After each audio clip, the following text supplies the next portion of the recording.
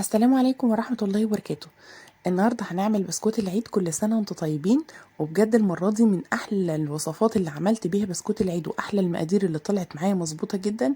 وبصراحة أنا عن نفسي كانت مرضية جدا بالنسبة لي المقادير دي.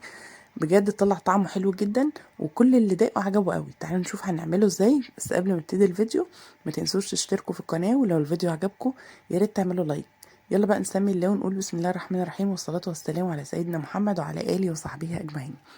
عايزة اوريكم بس البسكوت بتاعنا عامل ازاي. شايفين طالع طبعا لونه تحفة، واللون ده هقول لكم سر اللون الجميل ده ايه، وهقول لكم كمان بعض التفاصيل الصغيرة عشان تطلعوا البسكوت طالع حلو كده. ولو البسكوت الوصفة حصل فيها مشكلة هقول لكم تحلوها ازاي، زي مثلا فرش معاكي او اي حاجة. تعالوا نشوف هنعمله ازاي، ونتكلم كده عن بعض الحاجات كده واحنا بنتكلم في الفيديو عن ازاي تطلعي البسكوت مظبوط. اول حاجه انا عملتها، طبعا انا عامله البسكوت ده من غير مكنه ولا اي حاجه، بطريقه سهله جدا وبسيطه. ويعني عايزه اقولك ممكن تعمليه كده في نص ساعه هتكوني خلصت الكميه كلها. اول حاجه انا جبت 500 جرام من الزبده، وطبعا الزبدة لازم تكون بره التلاجة قبليها بليلة كده. وبعدين كوباية من السمنة، بتفرق جدا بقى في طعمها، بتخلي طعم البسكوت حلو جدا وريحته كمان حلوة قوي. بس السمنة ما تكونش سايحة، يعني ولا هي سايحة ولا هي متجمدة قوي، تبقى زي ما انتوا شايفينها كده مرملة. وبعد كده عليهم بقى كوبايتين ونص من السكر. هسيب لكم المقادير في صندوق الوصف. بعد كده السكر طبعا لازم يكون بودرة. وبعدين نحطهم بقى على بعض، ونضرب بقى الكلام ده كله كويس جدا مع بعض بالمضرب الكهربائي. ولا بس لو هتشتغلي بايدك هياخد معاكي شويه وقت، يعني في ناس بترب بايديها بس هياخد معاكي شويه وقت. المضرب الكهربائي بقى نضربه كده لحد ما يبتدي بقى السكر يمتزج خالص مع الزبده، ويعملوا زي يبقى قوامهم كريمي كده. الخطوه دي مهمه جدا، وكمان خطوه البيض مهمه جدا. دي من الخطوات من اسباب نجاح البسكوت بتاعك، عشان يبقى السكر بتاعك ما يطلعش بقى مخرز او يبقى باين، وفي نفس الوقت عشان البسكوتة بتاعتك تبقى هشة. هبتدي اضربهم بس كويس جدا لحد بقى ما قوامهم يفتح كده. شايفين بقى لونهم بقى كده بالشكل ده، يبقى كده بقت جاهزة عندي. ومن وقت للتاني لازم انزل الجوانب كده عشان كل الزبدة والسكر يبقوا واخدين نفس اللون ونفس القوام، ويبقوا ممتزجين جدا مع بعض. بعد كده بعد ما عملت بقى المرحلة دي وخلصت منها، هياخد معايا برضو شوية وقت، حوالي ربع ساعة كده او 10 دقايق نضربهم كويس جدا. عندي بقى هنا 5 بيضات. ال5 بيضات دي هحط عليهم شوية حاجات بقى، هو النكهات بتاعة البسكوت. الحاجات دي اختيارية، ممكن نضيف حاجة وممكن نشيل حاجة، مفيش مشكلة. انا عندي بقى باكت من الفانيليا البودر. انا بحب احط الفانيليا البودر لانه بيفرق جدا في الطعم. وبعدين نص معلقه كده او معلقه من الفانيليا السايله، ممكن تستخدموا حاجه واحده من الاتنين. وبعد كده عندي روايح من عند العطار او من عند من اي سوبر ماركت، بيبقى مكتوب عليها روايح برتقال. الروايح دي هي دي اللي بتدي نكهه حلوه قوي. هي ما بتبقاش ريحتها قوية قوي، فانا هزود نكهة تانية هقول لكم عليها دلوقتي واحنا بنشتغل. وهيديها لون ونكهة حلوة قوي. بعد كده ابتديت ان انا اضيف بقى البيض بالتدريج كده، واضرب بيضه كده واصبر شويه لحد ما تدوب كده في الزبده والسكر، وبعدين ننزل بالتانية. والمرحله دي برضو لازم نضرب شويه كده فيهم، يعني مده ما تقلش عن برضو 10 دقايق كده او ربع ساعه، لحد برضو ما البيض يمتزج كده، وزي ما بنقول كده يبقى نافش معانا شويه، عشان هو ده بيبقى بيخلي الكحك البسكوت بتاعك يطلع نافش او هش زي ما بنقول. وفي نفس الوقت بيطلع طبعا مقرمش جدا وطعمه حلو قوي. هنبتدي نضرب بقى بالتدريج كده. انا طبعا عامله الكميه دي كميه ل9 كوبايات من الدقيق. ممكن انتوا بقى تقسموا الكميه على 2 لو انتوا عايزين تعملوا مقدار اقل. وبعد كده بقى المكون التاني السحري بقى اللي هو التلج. الاكياس التلج دي ممكن نستخدم كيس واحد، انا استخدمت كيسين بس انتوا ممكن تستخدموا كيس واحد. بعد كده جبت نص كوبايه من الحليب، حطيت عليهم باكت التلج، حطيت 2 لان انا زي ما قلت لكم انا عامله كميه كبيره شويه. بيديها ده بقى بيديها ريحه ونكهه حلوه جدا، وفي نفس الوقت بيديها اللون اللي انتوا شفتوه في اول الفيديو ده، اللون الجميل اللي انتوا شايفينه ده. وبعدين هنضيف عليها بقى حاجة تانية، مكون تاني برضو، وهو برضو اختياري. لو مش عايزين تضيفوه مفيش مشكلة، وهي النشادر، نشادر البسكوت. لو مش هنضيف نشادر بسكوت او ما عندكيش نشادر بسكوت، يعني هنزود كمية البيكنج باودر شوية. وهقول لكم على حاجة كمان، لو انتوا هتستخدموا دقيق اللي هو بتاع الكحك او بتاع الكيك، مش هنستخدم بيكنج باودر كتير. انا بس بناخد اول ما بنحط النشادر بيبتدي يفور كده معايا، فبناخد بالنا بس عشان ما يتدلقش معانا. بننزل بقى بالسوائل دي على عجينة البسكوت بتاعتي على طول بالشكل ده. شايفين بقى ابتدت اللون بقى هيبتدي يتغير معانا خالص. هنضربه بقى ضربة كويسة كده. النكهة بتاعت البرتقال باينة جدا، ويعني نكهة التانج باينة جدا. لو انتوا عايزينها تبقى وسط ممكن نقلل شوية، ان كيس نستخدم كيس واحد للكمية دي.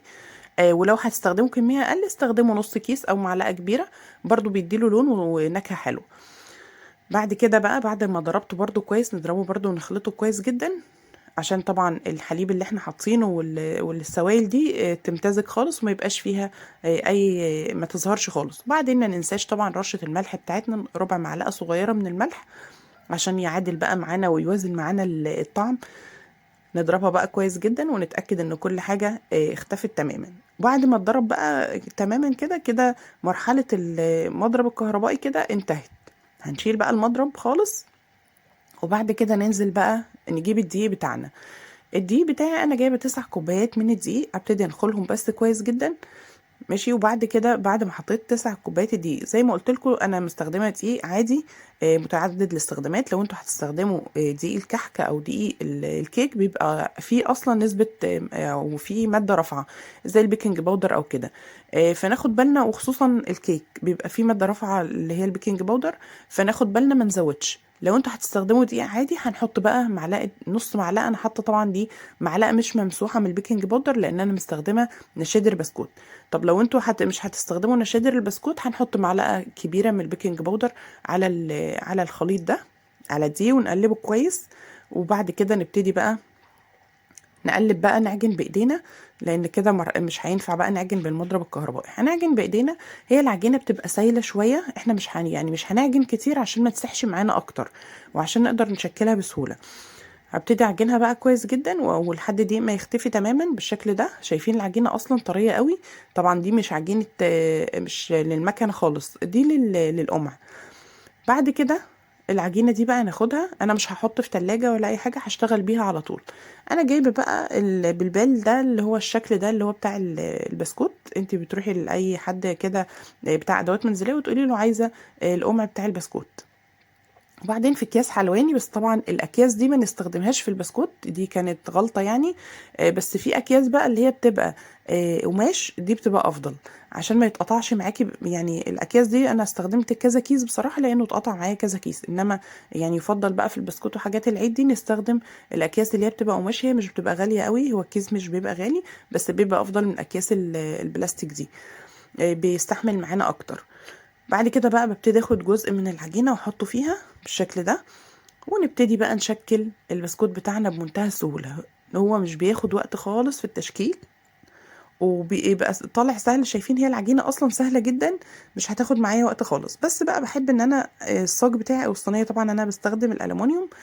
بعد كده احب ان انا ادهنه دهنه من الزيت علشان ما يلزقش في اول مره على الاقل. بعد كده خلاص ما ندهنش، بس هي اول مره بس لازم نمسح بدهنه زيت صغيره كده عشان نتلاشى ان البسكوت بتاعي يلزق ولا اي حاجه. وهبتدي ان انا اشكل بقى بالطريقه دي اهو. شايفين باخد بقى الكيس بتاعي، وكل ما نحط كميه قليله بيبقى افضل واقدر اتحكم فيها بسهوله، يعني ما نحطش كتير اهو. شايفين ببتدي اضغط بقى كده ضغطه صغيره يطلع معايا البسكوته مظبوطه جدا. بس اهم حاجه نضغط كويس عشان تطلع معاكي البسكوته مش رقيقه، يعني كل ما تضغطي هتطلع معاكي البسكوته ماسكه نفسها شويه.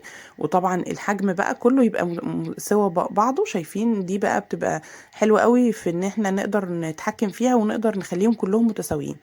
وطبعا يعني ما ننساش بقى الجزء الاخير ده نحاول ان احنا نسويه كده، لان طبعا بيبقى فيه زي كده ايه لازق كده وبيبقى رقيق شويه. فنحاول ان احنا على قد ما نقدر كده نسوي بقى ايه البسكوته بتاعتي. او شايفين بقى سهل جدا، هتعملوه بسهولة جدا، اسهل من المكنة لان المكنة طبعا بيحتاج كذا ايد معانا. انما ده انت ممكن تعمليه لوحدك كده في المطبخ في 10 دقايق ربع ساعة كده تكوني خلصتيه ان شاء الله. والفرن طبعا بيبقى شغال. والبسكوت من الحاجات اللي مش بتستنى، بتتخبز على طول، وفي نفس الوقت مش بياخد وقت في التسوية كتير.